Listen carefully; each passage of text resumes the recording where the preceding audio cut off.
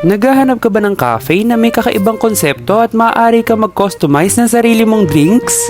Meron na naman nga akong natagpuan na masarap na kainan at kapihan dito sa lungsod ng Cabanatuan. Bale, ito ang The Warm Mug Cafe na matatagpuan nyo lang sa Ranter Building 659 Mabini Extension, Cabanatuan City, Nueva Ecija. Gilid lang ito mismo ng Wesleyan University Philippines at makikita nyo agad sila sa highway pa lang. Nasabi ko nakakaiba dito dahil kung saan ay nag-o-offer at nagpapakilala sila ng kanilang pinagmamalaking mga pagkain at inumin. Para sa inyong kaalaman, ang cafe lang naman na ito sa Cabanatuan ay nakaisip na magandang twist na magbibigay ng iba't ibang flavor sa inyong mga inumin, na kung saan nga ay pwede kayo mag-customize at mamili ng tig-dalawang flavor sa inyong drinks. Sa halagang 195 pesos para sa coffee at 155 naman para sa milk tea ay maaari ka nang makagawa ng masarap at nais mong flavor at sinker sa inyong beverage.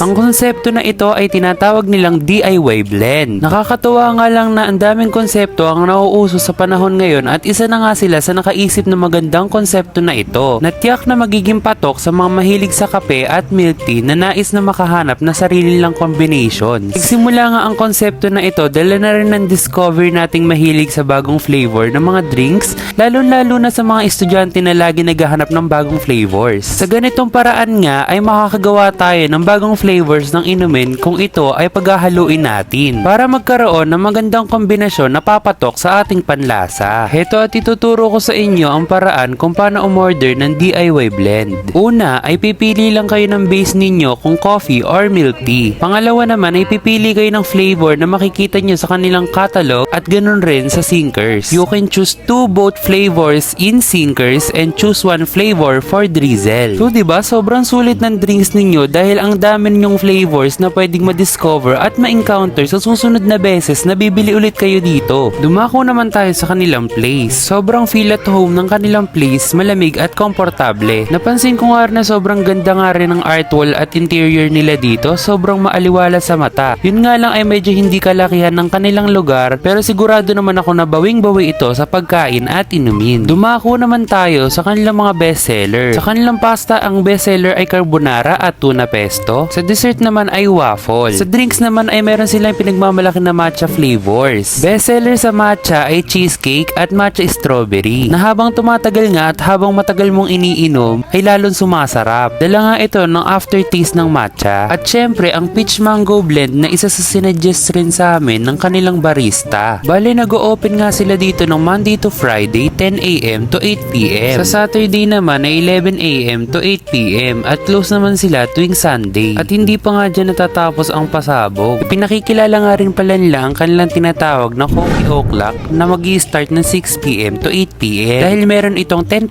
discount sa inyong mga drinks. Sa mga gusto magpa-deliver naman ay paki-PM na lamang po sila sa kanilang FB page. At eto pa ang isang pasabog at hindi pa dyan natatapos dahil every week ay nagpapamigay rin sila ng free drinks. Ang kailangan mo lang gawin ay mag-post ng drinks mo sa iyong FB page at mag-hashtag ng MyDIYBlend. Pipili sila ng winner depende sa number ng likes, reacts, and comments. And make sure na nakapost ito sa wall ninyo na may hashtag ng MyDIYBlend.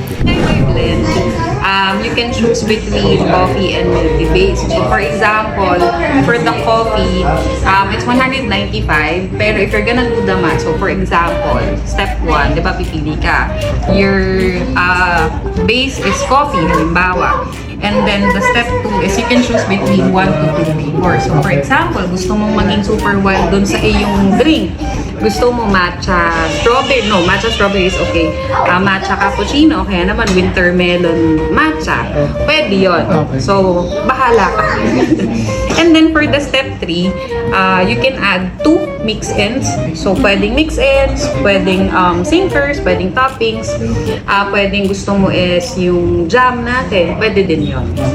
Tapos, aside from the mix-ins, the sinkers, you can also add toppings and drizzle. So if you're gonna do the math, na lahat yun i-utilize mo talaga, hindi lang 195 presyo niya. That's mga siguro 250 and the most, ganyan. So ibig sabihin, malaki yung discount mo if you're gonna utilize it.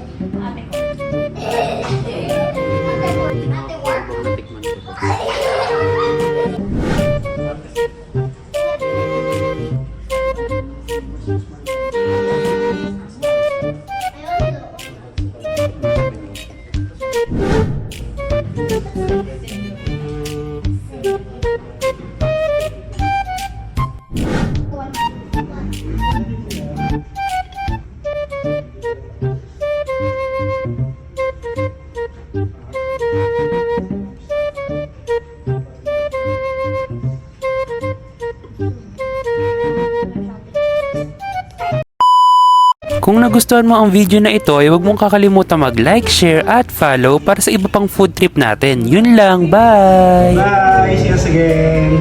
Thank you!